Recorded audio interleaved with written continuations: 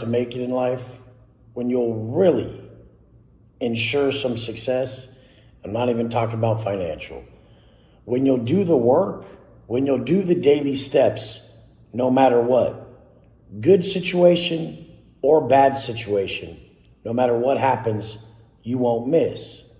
Right now it's 12 o'clock. I've had the longest fucking day. And some would say it's a massive milestone. The only thing I'm focused on is still doing the steps every day that brought me to here. And then I just add to it. So a lot of people don't understand. They have these lofty goals of making $1 million a month or this or that. I never did any of that. I really just first focused on me. So every morning I get up and I work on me, make the best version of me. Then when I started to create a plan to make money, which was my coaching, I started selling my coaching for $250 per client. And I had so many fucking clients, I would still sell 12 to 15 or 20 a day at $250.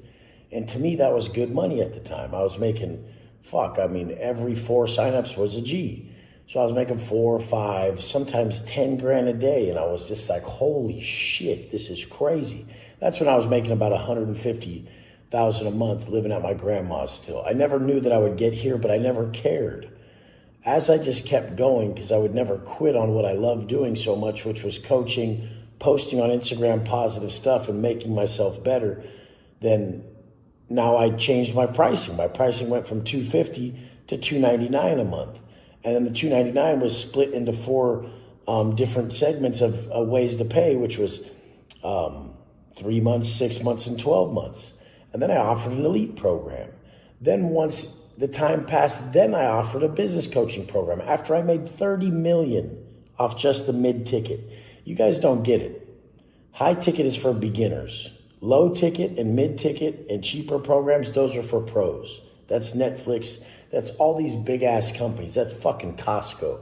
That's these places that have a cheaper buy-in but work with massive amounts of fucking people.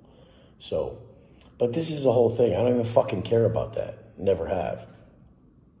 If I lost everything, I would still shoot this video at 12 at night. If I just bought a Bugatti, I would still shoot this video at 12 at night. The thing is, I'm never going to miss this video.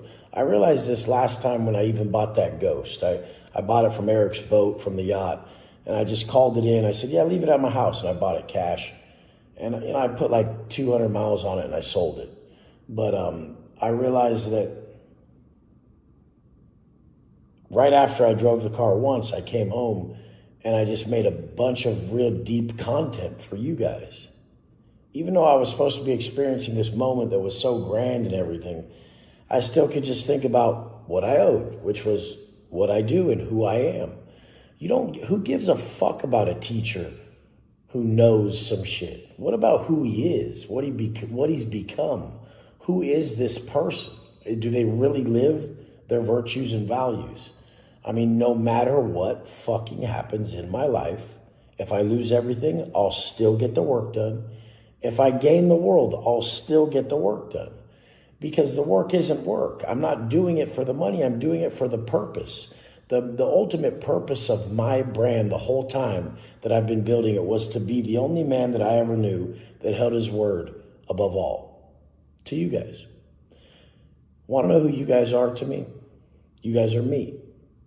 When I was in prison and I needed a positive message more than I needed fucking air, I wanted to die. Like, it was so horrible at first.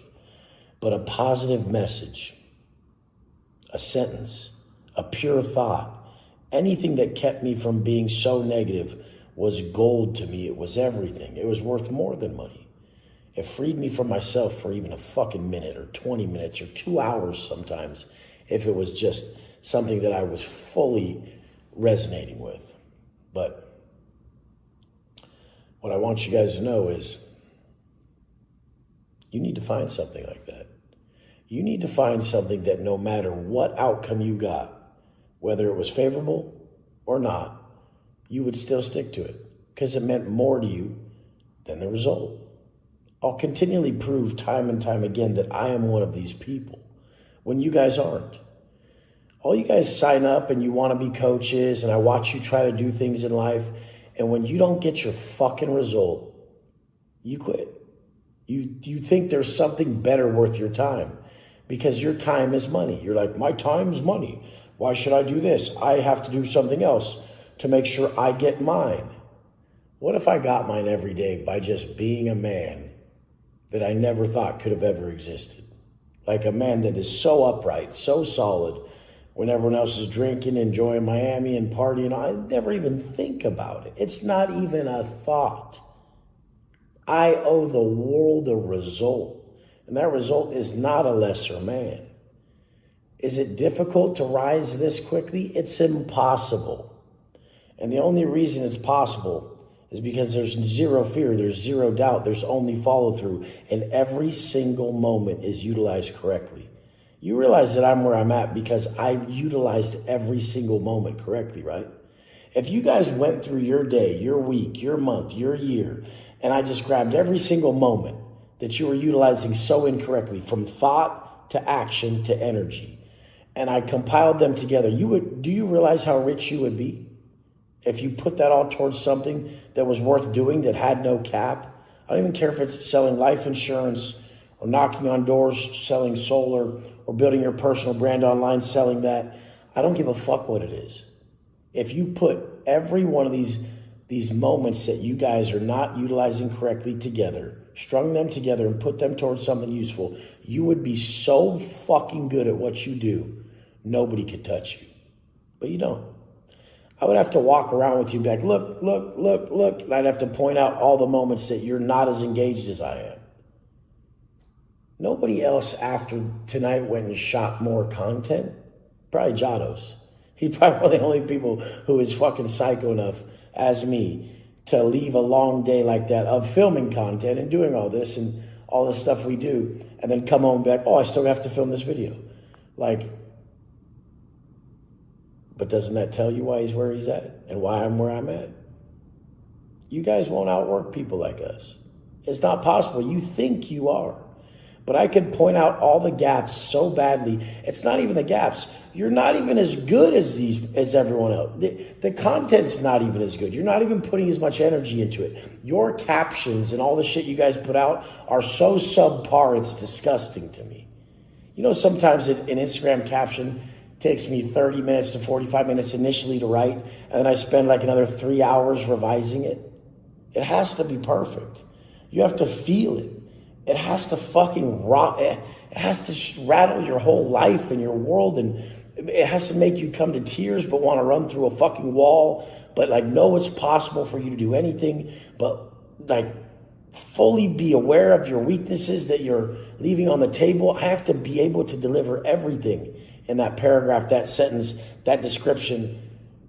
I mean, that caption. It's the same thing as this video.